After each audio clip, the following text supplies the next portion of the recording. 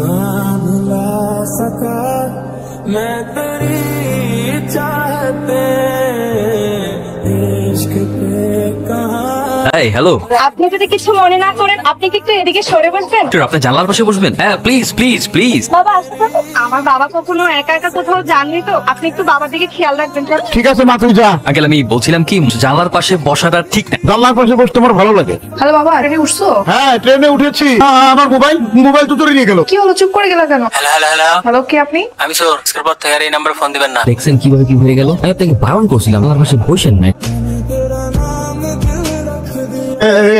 আমার মেয়েটা চিন্তা করবে তো, এই জন্য মেয়েটাকে ফোন করে জানি। হ্যালো তিতলি, আমার মোবাইলটা না তুই হয়ে গেছে। বাবা ফোন কিভাবে নিল? তুই 4টার দিকে স্টেশনে চলে আসিস, তোকে পরে বলবো। আচ্ছা ঠিক আছে।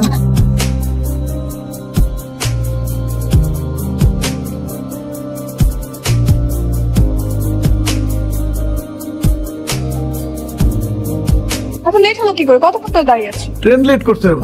ফোনটা কি করে হারালে? ফোনটা কিভাবে হারাইলো কি করে বলবো রে। আচ্ছা যাই হোক, চলো।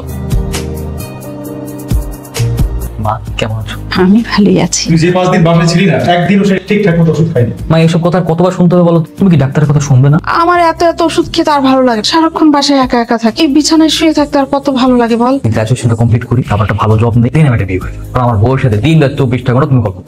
আরো কয়েক বছর তো দিনে দেখবি আমার কবরের মাটিও সমান হয়ে গেছে। আমি তোমাকে বারবার মানা করছি যে তুমি আমার সামনে এসব কথা বলবা না।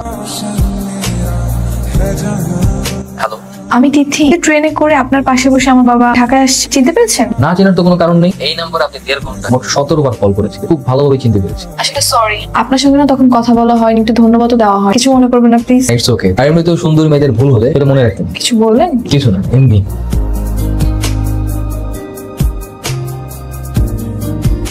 কেমন আছেন? আপনি এখানে বাসা কি এদিকটাতে? ওই যে 12 নম্বরে, এটা আমার বান্ধবীর বাসা। বান্ধবীর বাসা এখানে? হ্যাঁ একটু কাজে আসছিল। আপনি চাইলে আমি আপনাকে সঙ্গ দিতে পারি। না না, এর জন্য আবার থ্যাংক ইউ বলতে হবে না, বাসায় একটা ফোন দিলেই হবে।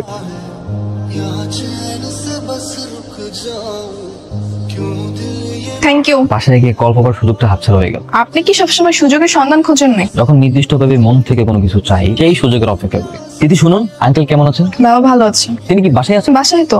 তাহলে তার সাথে দেখা করে যাই।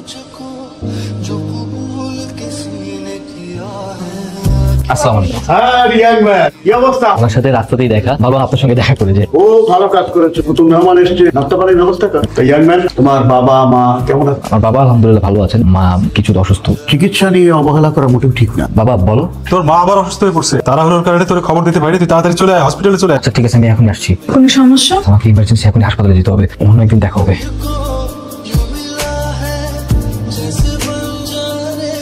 মায়ের কি অবস্থা? ওই আগের মতো অবস্থা, আমরা আমাদের সর্বোচ্চ চেষ্টা করছি। স্যার, দেশের বাইরে পাঠিয়ে কি কোনো সম্ভাবনা নেই? ওই সম্ভাবনা থাকলে তো আমি বলতাম, তাই না? মাকে হয়তো সত্যি সত্যি এবার বাঁচানো যাবে। মা আমাদের ছেড়ে ভাবে চলে যাবে, ভাবতেই বুকটা ফিরে যাচ্ছে। স্যার আমাকে ডেকে নিয়ে তাই বললো। আন্টি কতদিন ধরে অসুস্থ? অনেকদিন ধরে। সমস্যা নেই, আমি তো মেডিকেলেই পড়ছি, আমি সবসময় আন্টিকে দেখাশোনা করতে পারবো।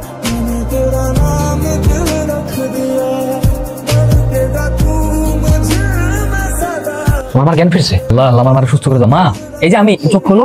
বাবা উনি এখন স্টেবল আছেন, আপনাদের কষ্টটা আমি বুঝছি। আইসিইউতে আপনাদের রোগীর অবস্থা কিন্তু ক্রমশই অবনতির দিকে যাচ্ছে। উনি বরঞ্চ কয়েক ঘন্টা থেকে কয়েকদিন সার্ভাইভ করবেন মাত্র। এইসব কি বলছেন ডাক্তার সাহেব? ওনার তো ক্যান্সারের লাস্ট স্টেজ। এই অবস্থায় আমাদের হাতে যতটুকু ছিল আমরা করেছি, বাকিটা উপরওয়ালা হাতে। তার মানে মা কি আর থাকবে না?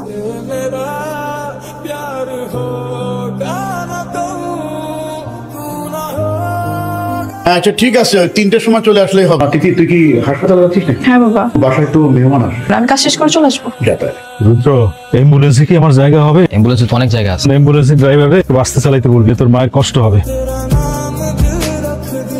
বাবা বাবা চোখ খোলো। আচ্ছা তাদের অ্যাম্বুলেন্স হাসপাতালে যাবে। হসপিটালে নিয়ে কোনো লাভ হবে না। তুমি আমার মারা গেছি পারো।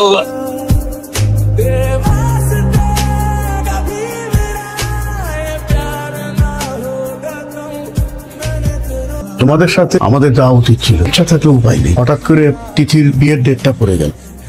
ছেলে ডাক্তার, খুব ভালো ছেলে। তিথি বিয়ে ঠিক হলো কবে? সপ্তাহখানেক আগে। তোমার পরিস্থিতি ভালো ছিল না, তাই আমি বলার সাহস পাইনি। তিথি ভালো থেকো।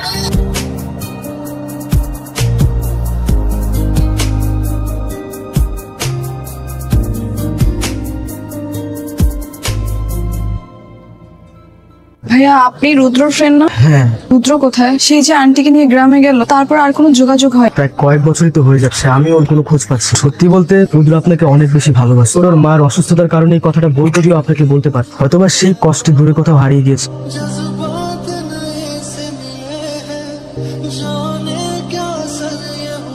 তিথি কেমন আছো? আমি ভালো আছি। আমার তো বিশ্বাসই হচ্ছে না যে তোমাকে আমি সামনাসামনি দেখতে পাচ্ছি। তোমার মেয়ে না, খুব সুন্দর, একদম পুরো তোমার মতো।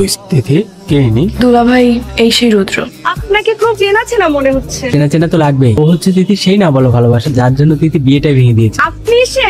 সত্যি তুমি বিয়েটা ভেঙে দিয়েছো? তো কি করব, বিয়ে না ভেঙে তো আর কোনো উপায় ছিল না। আমি এমন একটা বড় মানুষকে ভালোবাসলাম, যে আমাকে ভালোবাসলো ঠিকই, কিন্তু বলতে আর পারলো না।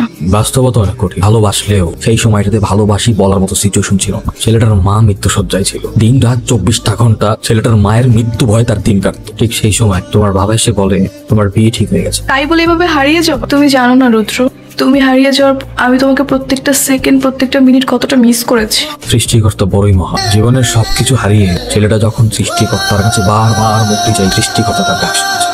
আমি কি তোমাকে একটু জড়িয়ে ধরতে পারি?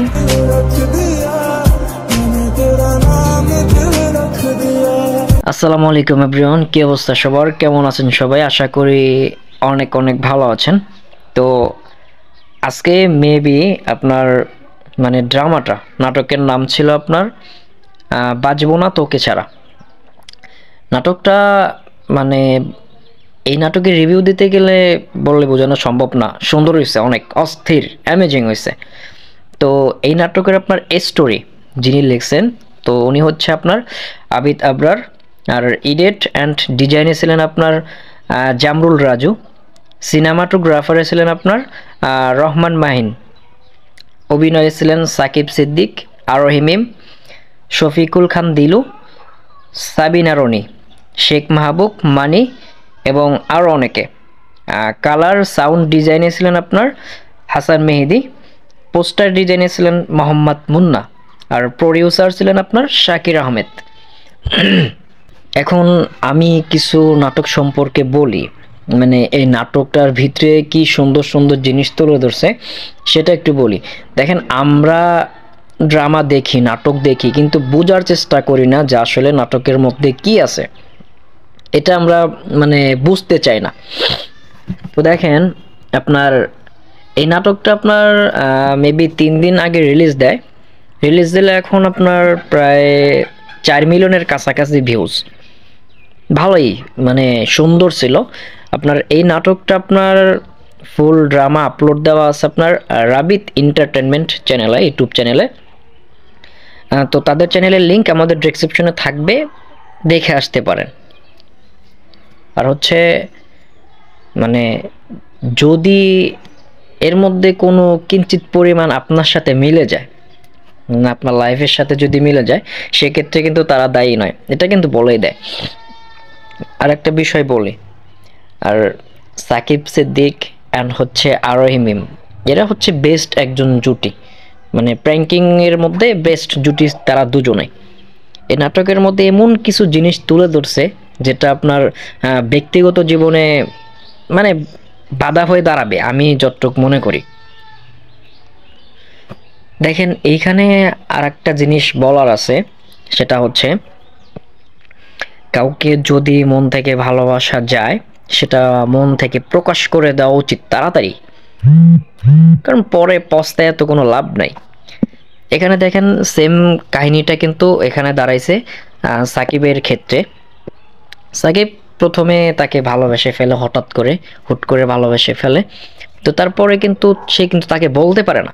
এমন একটা পরিস্থিতির সময় মানে সাকিব কথাটা শুনে যে আরোহী মিমের বিয়ে ঠিক হয়ে গেছে, তার মা অসুস্থ, তার বাবা অলরেডি মারা গেছে। মারা গেলে এমন তো অবস্থায় যদি কেউ শুনে, ধরেন আপনারটাই বলি, আপনি যদি শুনেন আপনার প্রিয়জনের, আপনার প্রিয় মানুষটার বিয়ে ঠিক হয়ে গেছে, তখন আপনার পরিস্থিতি কি হবে সেটা একটু চিন্তা করেন।